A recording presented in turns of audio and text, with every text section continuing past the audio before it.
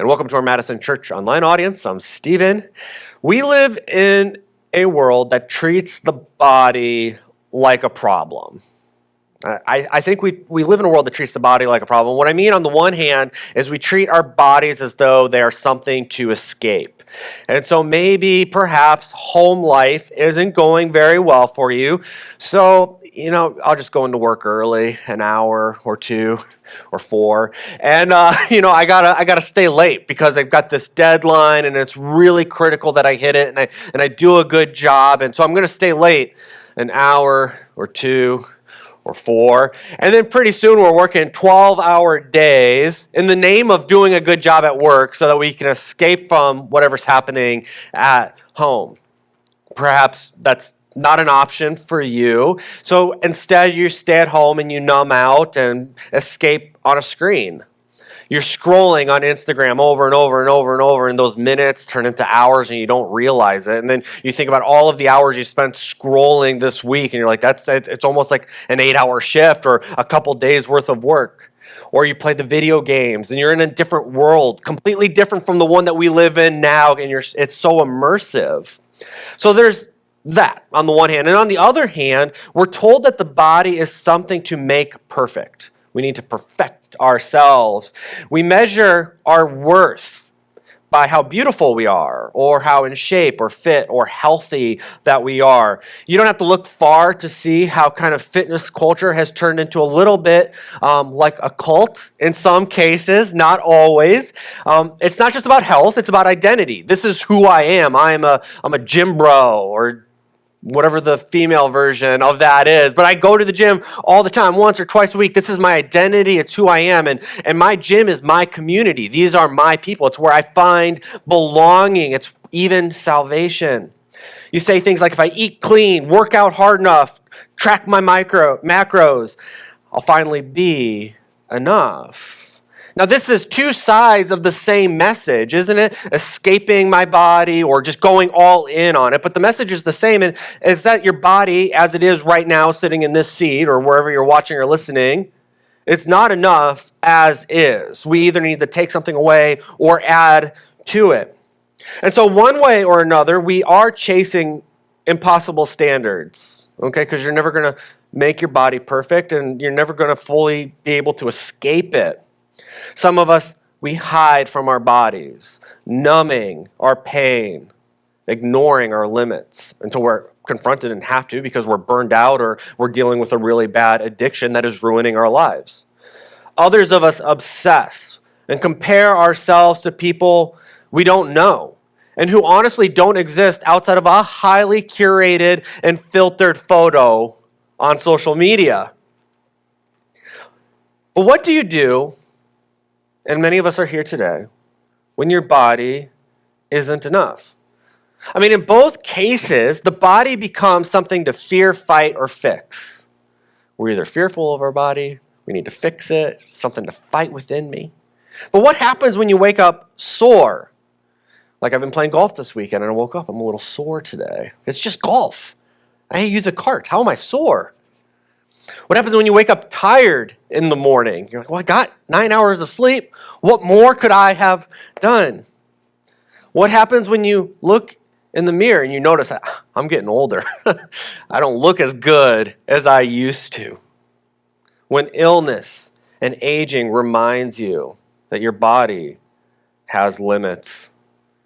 Well, God tells a better story. And that is that Jesus didn't come to save us from our humanity, but to redeem humanity. Okay? He didn't come to save you from the things we're talking about. He came to redeem those things. When we go to Genesis, the very first pages of Genesis, we hear a radical story about our bodies, our physical bodies. God said, let us make human beings in our image to be like us. And they will reign over the fish in the sea, the birds in the sky, the livestock, all the wild animals on earth, and all the small animals that scurry along the ground. And so, God created human beings in his own image. In the image of God, he created them. Male and female, he created them. And then God looked over all he had made, and he saw that it was very good. So a moment ago I mentioned, what do we do when our bodies are something we want to escape or make perfect, and we're sitting here and maybe we're not content with the shape of our body or the state of it. But we're told, each and every single one of us, we're made in the image of God, and that includes the physical body. Your physical body created in the image of God. And despite what you might think, despite what might have been told to you, said about you, God declares you're very good. That as you are created very good. Your body is not an accident. It's not a mistake. It's not a temporary shell holding the real you inside until you pass on and then you're released. Your body is part of what Paul calls God's masterpiece. You are the crown jewel of God's creation. God intentionally designed us. We are created as a whole person, not just our minds and not just our souls, but bodies as well, woven together in God's image. And that truth holds for every body, not just the young, not just the strong, not just the able-bodied, but every single body, whether living with disability, illness, or limitation, every body bears God's image and is declared very good. In the earliest centuries, one of the first false teachings the church had to face was called Gnosticism. And I was telling a buddy about this a couple days ago that we're in a series called Blurred, and we're talking about Gnosticism. And he said, that's a tough sell. I hope you don't advertise it like that. And I thought about it. I'm like, you're right. And no, we did advertise it just like that. But the Gnostics, and it is relevant to us living today, the Gnostics believed that the spirit was good and the body was bad. And you can see how that type of thinking is still prevalent in Christian circles 2,000 years later. This is not a Christian belief. This is a Gnostic belief. The Gnostics believed the spirit was good, body bad. Salvation, they said, came by escaping the physical world and finding some higher secret knowledge, belief in God. And while you and I don't call ourselves Gnostics, it's that lie that kind of creeps into our theology. How we see God, how we live out our faith. We see it in the way that our culture treats our body. On the one side, we dismiss the body. It's unimportant. It's what's on the inside that counts. Well, that's Gnosticism. On the other side, we obsess over our bodies, making appearance or performance the ultimate measure of worth. Look how good and spiritual I am. I read my Bible every day. I pray every day. This is me. And even in church, yes, we slip into this thinking of spiritual stuff. Yes, there's my body and it's bad and I got to harness it and make it do the things that it's supposed to do. While at the same time we celebrate spiritual stuff or what we perceive. Prayer, Bible study, singing. This is what really matters. That's the stuff. And when we do that, we say, well, our bodies don't count. But the story we read in Genesis, it won't let you believe that. I mean, you'd have to completely dismiss it. Now, I'm not here to talk about Genesis and is the earth 6,000 years old or 6 million years old. That's not the point right now. The point is, in this story, we are told we are created in God's image, and He declares it very good. And this should change how you see yourself this morning. Even if your body's ill or tired, or you look in the mirror and you don't see the person you used to see or the person that you want to be, you were created very good. But it doesn't just change how you see yourself. It ought to change how we see each other. Because every single person in here and out there is created in that same image of God. So before we talk about what went wrong or how Christ redeems us, we need to start by acknowledging the body is a gift. It is a very good gift. Our body is a part of God's good creation. And that means our bodies are worth honoring, not ignoring. We go to the New Testament. This isn't just an Old Testament idea. We go to John's gospel, and John opens his gospel with this claim. It says, in the beginning, the Word already existed. The Word was with God, and the Word was God. He existed in the beginning with God. God created everything through him, and nothing was created except through him. The Word gave life to everything that was created, and his life brought light to everyone.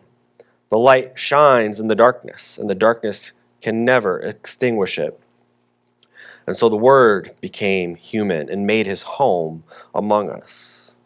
He was full of unfailing love and faithfulness, and we have seen his glory, the glory of the Father's one and only Son. And this is a radical thing to write and to say. Even 2,000 years ago, I think it's true today, but 2,000 years ago, every other religion or philosophy in the ancient world taught that the divine was distant, so very far away, out there, somewhere, where, who knows. They're untouchable, and they're way beyond flesh. The gods would stay over there, and we're down here. And if they ever did come down here, it was just to play games and screw around with us. We were entertainment.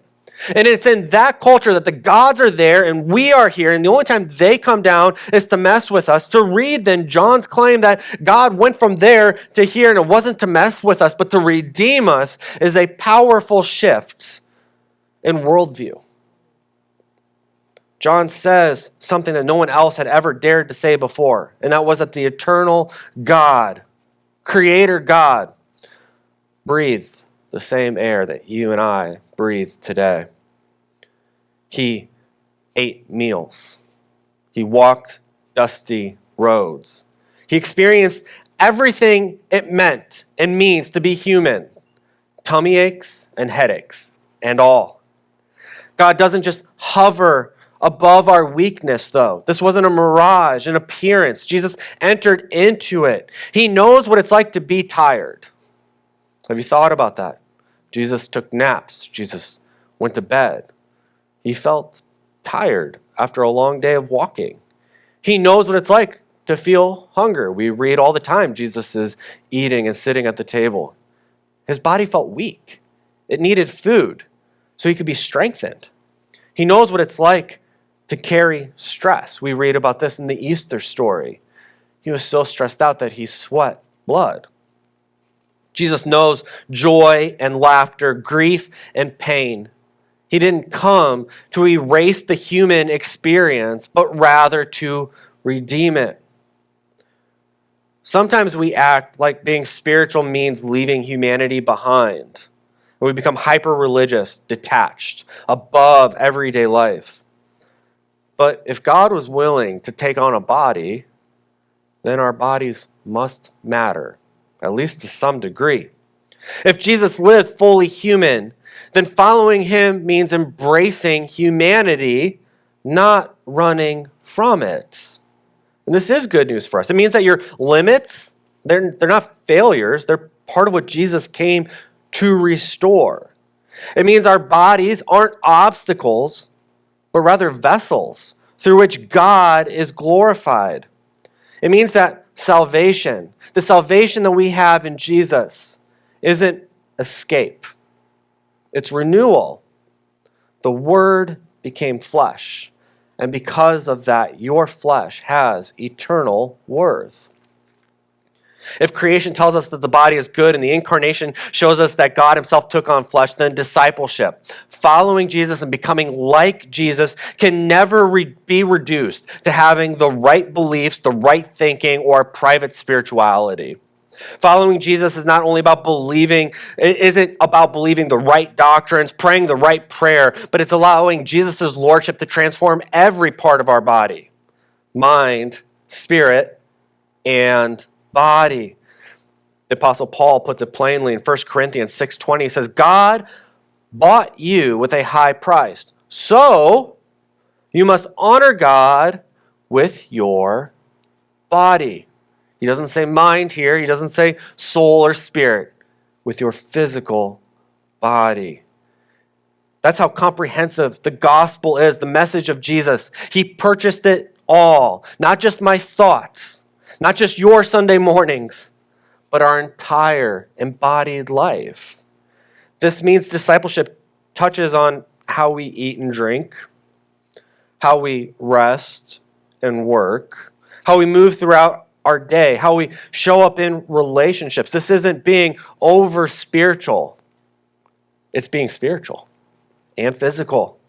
It means that our choices about sleep, stress, sexuality, diet, exercise, and even posture are not disconnected from the faith. They're all opportunities to glorify God or to live divided lives. And this freedom that Jesus offers us, this is the freedom that Jesus offers us. It's freedom from divided living. Too many of us, we struggle with our faith or with the real world because we're trying to live a disintegrated life. God wants us to reintegrate, to bring it all together, to live a life and to follow Jesus in a way that includes our mind, body, and spirit, in a way that submits our mind, body, and spirit under his lordship and to his kingdom, that when we pray, God, let your will be done, it's not just the way I think or my spirituality, but also my physical body as well. Discipleship means recognizing that how we treat our bodies is a part of worship. And it means learning to see every ordinary physical moment, perhaps eating dinner with your family, taking a walk, going to bed on time. It's a struggle for me. It means that these things are a chance to honor the one who gave his life for us in the first place. And so as we go on this week, you leave here, and you go to work or you go home, you do the things that you have to do this week. From the time we leave here to the time that we come back next week, let's pay attention to the way that we treat our bodies. And not with guilt, oh, I shouldn't have done that, now I'm ashamed. And not with comparison, I did really good this week and y'all didn't. But with gratitude. God, thank you, my body gets hungry, and the joy that it is to eat something really good that I really like. And the strength I feel. God, thank you that when I go to sleep, I wake up the next morning rested, my thoughts a little bit more organized. God, thank you for this. We assume things sometimes, if we're not careful, that being spiritual means, well, I've got to pray and read my Bible. And yes, it includes that, but it also includes how much we sleep or don't sleep, what we eat, how the rest of our body feels. Paul reminds us in Romans 12, give your bodies, your physical bodies, to God because of all he has done for you. Let them be a living and holy sacrifice, the kind he finds acceptable. This is truly the way to worship him. So let's practice, Madison Church, an embodied faith. Begin by thanking God for your body. I know that might sound elementary, simple, and easy, but I also bet a lot of us don't do that or haven't done it. It's a great first step. God, thank you for this body. Imperfections and all. Difficulties and challenges and all. But after you thank God for your body, perhaps the next question, a more challenging question, something to ask God, to pray and reflect on, is how can I honor you with my physical life this week? Maybe that looks like getting enough rest this week instead of staying up late and then going through the next day on fumes. Maybe it means slowing down and enjoying meals with gratitude rather than rushing through them. Maybe it's just moving your body, not out of shame, but out of stewardship and joy. Maybe it's resisting the trap of comparison, remembering that your worth isn't in how you measure up, but who God says that you are. These practices are not self-help. It's not self-improvement. It's not image management. I'm not trying to help you find another 20,000 followers on Instagram because you're so cool. This is about worship. And it's about treating our bodies as the gift that they are. You are saying, God, I trust you with all of me. Not just my thoughts and not just my prayers, but all of me. Because following Jesus is never disembodied. It's about offering every part of our lives, words, thoughts, choices, body, back to the one who gave himself, all of those things, to us. The story doesn't end with Jesus taking on flesh or even dying in the flesh. Yes, that's how the story goes. Jesus took on flesh, he died. But the story reaches its climax in a bodily resurrection, a physical body resurrection. It was on that third day that Jesus rose, again, bodily from the grave, not as a spirit and not as a ghost, although that is what some of the early disciples who saw him thought. It must be a ghost. No, he was really there. Physical, glorified body. He ate fish with his disciples. He let Thomas touch his scars. And as the theologian N.T. Wright reminds us, the resurrection is not an escape from the material world, but redemption of it. Jesus' bodily, physical resurrection reminds us that the future is not an escape from the body, but a renewal of it. And that changes everything. Because if God created our bodies as good, and Jesus redeemed humanity by stepping into it, then the resurrection confirms it forever. No one can take that away from you. Our bodies matter, not just now, but for eternity. Our hope as Christians is not to leave the world behind, floating off as some disembodied soul. Our hope is in a new creation. And that's the picture that Revelation poses for us. It shows heaven coming to earth. Not us escaping earth for heaven, but God coming back to us. The promise that God will raise us in renewed and resurrected bodies fit for an eternal kingdom. And that promise is not about becoming someone else or fitting into our world's idea of perfection. It's about being made whole again. And for those who live every day with pain or limitation or disability, whether those things are seen or unseen, the resurrection means God will not erase who you are, but rather complete who you are, body and spirit, in his presence. And if that's the future, then how we live today in our bodies matters. Our acts of care, stewardship, gratitude, and embodied worship, it's not wasted. They are rehearsals for a resurrected life with a resurrected King. Every time you honor God with your body, you are participating in the story he is writing from creation to new creation. And so let me leave you with this challenge. Will you give your whole self, mind, body, spirit, to the one who gave his whole self for you? Will you live an integrated life, refusing to divide the spiritual from the physical, choosing instead to honor God in every ordinary embodied moment? As we come to the communion table, as we do every week at Madison Church, this is the most physical reminder of the gospel. You have a bread and juice, something we can taste, something we can touch, eating and drinking. It's here at the table, the communion table, that Jesus invites us to remember that his body was broken and that his blood was poured out, not to rescue us from our humanity, but to redeem our humanity. And so as you hold the bread and you hold the cup in your hands, remember those words. The Word became flesh.